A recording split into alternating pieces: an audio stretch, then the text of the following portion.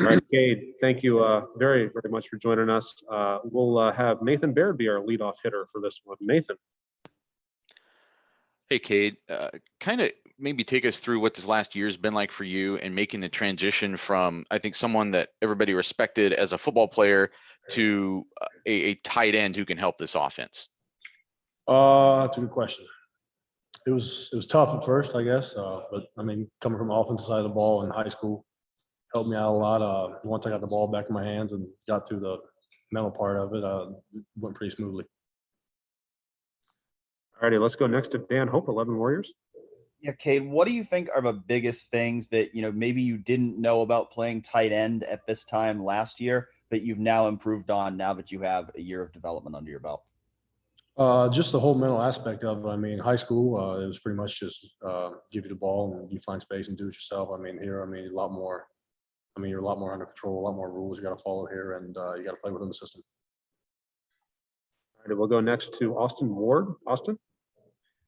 Cade, we saw you in that, first week of spring a year ago, and it looked like you were catching the football a lot and making an impact, but we knew there was a long way for you to go, and then everything disappeared for a long time. And how did you feel like the setbacks and the schedule for last year impacted you as you were trying to make, a little bit of a transition there?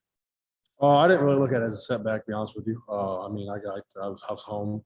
I was working out there. I was working just as hard as would be here, just without the practice, I guess. So, I mean, it definitely hurt not having it, but I mean, nothing I can do about it, nothing anybody can do about it. So I just took that one step at a time. All righty, let's go next to Bill Rabinowitz from the Columbus Dispatch. Hi, Cade. You guys lost a couple good players from your unit last year.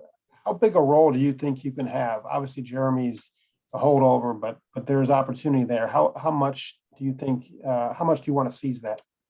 I mean, as I always want to seize it. I mean, the goals here is, just help the team as much as you can. Do it, whatever's possible for me to help this team win. So if that's a big role, that's a big role. All righty, next we'll go to Joey Kaufman from the Columbus Dispatch. Joey. Mitch and the coaching staff has kind of talked about kind of the need to find that second tight end to play more 12 personnel. Is that something that you have really kind of taken to heart as well? I mean, yeah, I'm taking every rep I get, making the most of it, and we're just gonna go from there and see where that goes. All righty, next up, Tim May. Tim? Yeah, Cade, I was wondering, when you get the ball in your hands, what just goes through your mind? And obviously, although you were trying to play defense at one point, you're back on the offensive side, obviously. But what is that transformation almost you go through mentally when you've got the ball in your hands? And what tractor would you compare it to? What tractor I would compare it to? Yeah, I'm just messing. Yeah. No, that's a good question. Probably a JCB fast track tractor. That's probably the fastest tractor. So.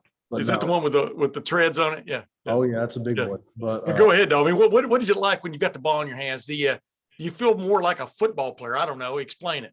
I feel good. I've looked at myself as always. I mean, sometimes people say, versatility can get you in trouble because you get pulled around different positions, I guess. But I think I found the home here, and I'm happy to be here. I'm comfortable with the ball in my hands in space, and just like high school and running back days, I feel good with the ball in my hands. Thanks, man.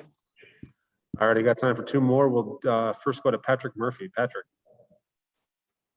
Cade, we hear a lot about tight ends have to be able to block, and then kind of the receiving part comes afterwards. Jeremy was talking about how he, continues to work on that.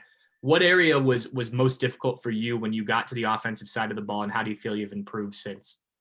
I'd say more of the route running was because I never really ran routes. I never played tight end before, so that was as far as getting your footwork right and stuff like that. The blocking, once I got my footwork down, I had the physicality. So, that's always helped me coming over from the defensive side. So I'd say the receiving was probably the biggest learning curve there was. All righty, Cade, we'll wrap it up with Griffin Strom. Griffin. Hey, Cade, I'm just wondering, I know you said it was tough at first. Can you walk us through what your first reaction was when you were first told that you were going to move positions, and was there anything frustrating about that for you, knowing you'd have to learn a position that you weren't already playing? No, it wasn't frustrating. There were frustrating moments along the way, but that comes with everything. I looked at it. I enjoyed learning a different position and learning new stuff, and just expanding my knowledge of the game and just getting better preparing for the future. Awesome. Thank you very much, Cade. Really appreciate your time today. Thank you.